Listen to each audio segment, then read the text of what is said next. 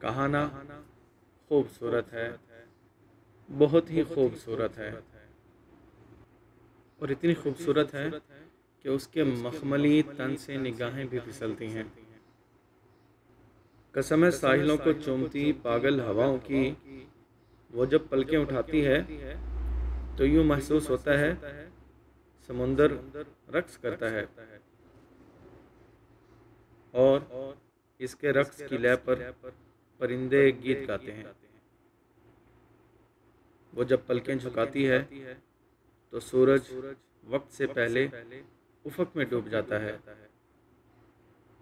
कसम इन ताक में जलते हुए पांचों चिरागों की, कसम है इन ताक में जलते हुए पांचों चिरागों की, वो जब भी मुस्कुराती है धनक को आठवें रंग की तलब महसूस होती है।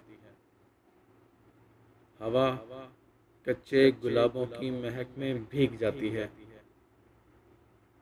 कसम है शब्द की स्याही की, कसम है शब्द की स्याही की कि जब वो काकले पेचां गिरहें खोल देती है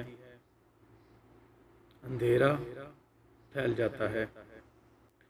यूनानी आर्टिस्टों ने जिसे कैनवस पे लाने की हमेशा कोशिशें की हैं, मुजस्मा साज जिसके साहिराना हुस्न में खोकर मुकद्दस देवियों के खालो खत तख्लीक करते हैं, वो ऐसी एक मूरत है।